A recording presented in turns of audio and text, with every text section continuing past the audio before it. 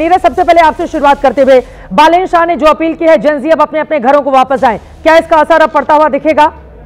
बिल्कुल पढ़ना चाहिए चित्रा, क्योंकि अब जैसे कि कहा जाता है कि सिंहासन खाली करो कि जनता आ गई है। अब जनता आ चुकी है, लेकिन अब जनता आ चुकी है, सिंहासन भी खाली हो चुका है। अब आगे क्या, क्योंकि अव्यवस्था पूरे काठमांडू, पूरे नेपाल में फैल चुकी है। चार पूर्व प्रधानमंत्रियों, जिसमें केपी शर्मा ओली भी शामिल है, उनके घरों को आग लगा दी गई या फिर तोड़फोड़ की गई है।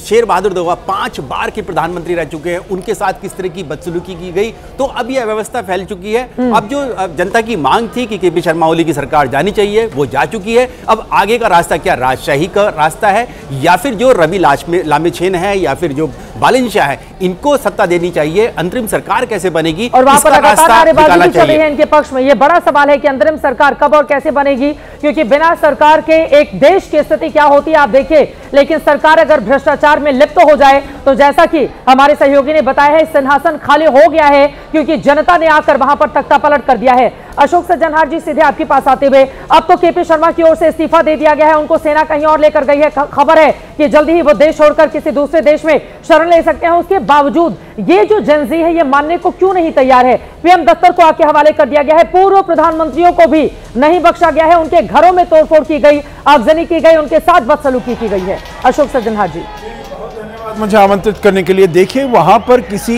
एक का नेतृत्व नहीं है, ना कोई पार्टी है, ना कोई इंडिविजुअल है जो कि इसको लीड कर रहा है। वैसे जो कि ये कहे जो हमने ये सब जो कि हमारे गंतव्य थे, जो हमारे ऑब्जेक्टिव्स थे, हमने उनको अचीव कर लिया है।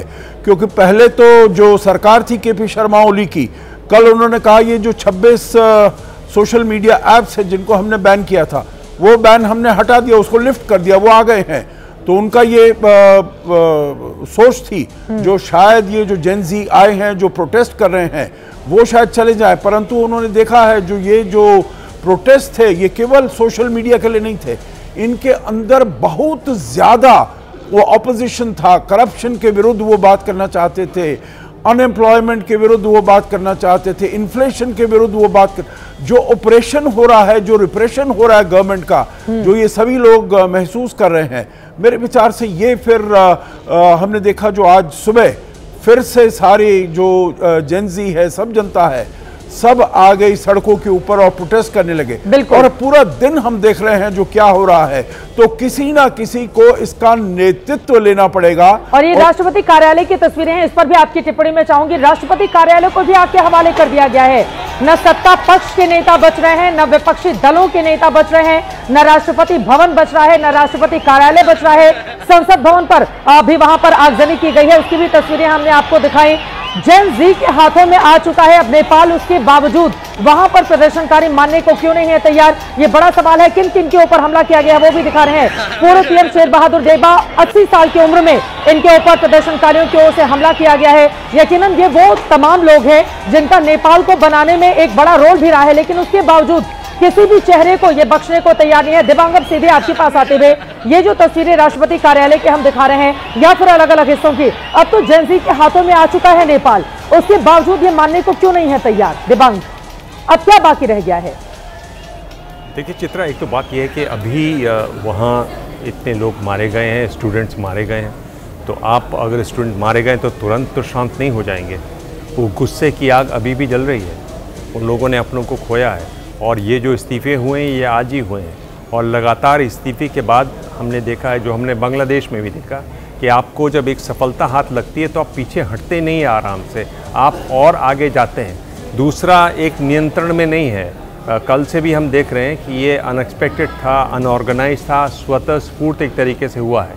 तो एक वो ये बहुत महत्वपूर्ण बातें हैं किसी भी आंदोलन में। अगर उसका कोई नेता हो जिससे बात की जाए, जो कोई समझाए तो बात समझे, वो नहीं है।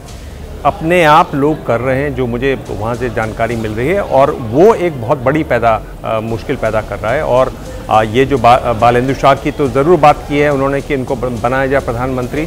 ये भी कहा जा रहा है कि वहाँ सेना का भी टेक ओवर हो सकता है। मेरे ख्याल से अगले एक डेढ़ घंटे में ये सारा तय होगा।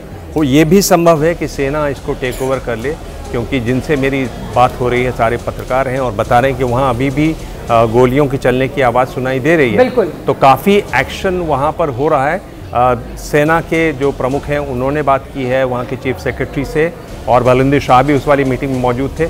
इन सब की बैठकें चल रही हैं और इस तरीके से तय किया जा रहा है कि किस तरीके से लोगों को शांत किया जाए। और इस तरह की खबर भी निकलकर सामने आ रही है, क्या नेपाल के राष्ट्रपति का भी इस्तीफा हो गया है? जल्दी से कंफर्म करके इस खबर को हम देश के सामने रखेंगे। लेकिन